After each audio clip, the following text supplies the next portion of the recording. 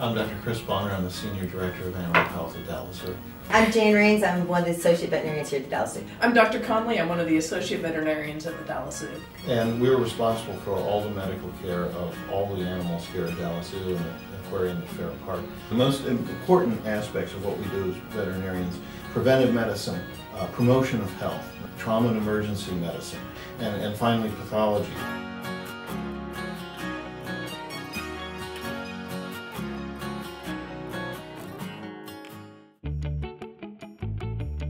Tortoise 12 had an unusual injury. Tortoise 12 was lame on the right hind leg, and it was lame because there was a benign proliferation of tissue that rubbed on its shell.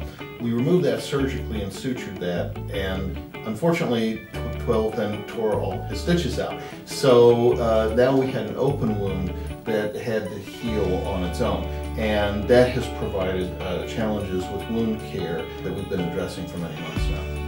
We brought in trauma specialists from V.A.C Southwest to help with wound vac application. The problem is you have a tortoise that's got a shell in one part and skin in another part. It doesn't stick very well. So we were doing just daily topical treatments, and then now we're using what's called an Assisi loop, which is an electromagnetic pulse therapy that they've had really good success with in humans and animals, and that actually seems to have been working really great. We were performing a routine examination on this animal. Our Sumatran tiger, Hadiah, and Dr. Conley expressed concern to me about the size of the animal's spleen. There's a palpable mid-abdominal mass, and I agreed right away there's definitely something abnormal. So we took it for a CT scan, which confirmed the spleen was huge. We were able to confirm that this animal had a splenic lymphoma, which is basically, it's like a solid form of leukemia that existed in that organ. Dr. Rains and I operated on her and performed a splenectomy, removed that spleen. Part of the rush of doing the splenectomy too is one thing is not so much just the tumor, it's the fact that you have a large spleen. Your spleen is your major blood storing organ, so if it ruptured or started leaking, she could have died from bleeding out to her abdomen. So we need to get it out before the spleen killed her. It's not the cancer that would have killed her, the spleen is not happy, you need to go. So that was the rush on doing the surgery. It was more to do that to save her life. Yeah. And also to get those abnormal cells out of there before they spread to other organs. Well, it's a big surgery, a lot of tedious vessel ligation, and if one of them lets go, the tiger can bleed out. So you have a very big incision in the abdomen, and on a big animal like that, there's a big risk that could let go, or that the animal might chew on it.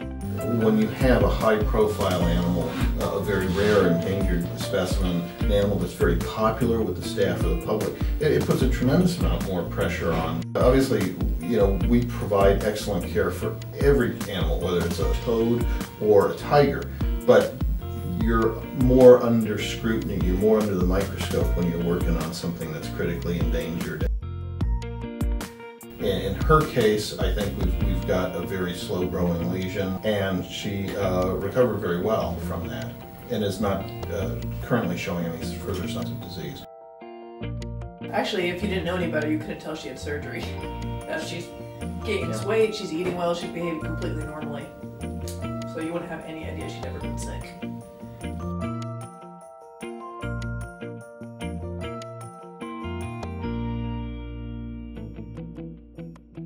Just like when we ship animals out, we have to make sure they're healthy. When we have animals that come into the zoo, we have to make sure they're healthy. So all the species that come in get at least 30 days of quarantine. On their way, when they move into their normal holding, we'll do what we call a quarantine examination, where we, depending on the species, collect blood, do x-rays, whatever we think we need to make sure they're healthy before they join the group. You want to do a left lateral also? I think so. We're going to turn her to the third side.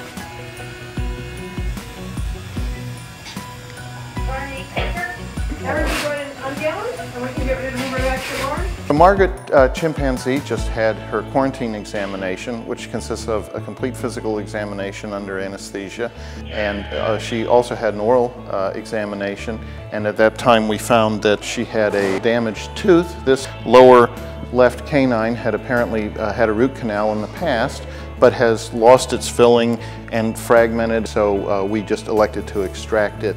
That should heal up without incident. So now she's being transported to the chimp building, and she'll wake up in her new surroundings there. And her son, Kirk, is going to now have the same examination. He will then be transported over to the chimpanzee building and wake up with his mother. Oh, it's a tremendously rewarding thank you to see the animals healthy and thriving.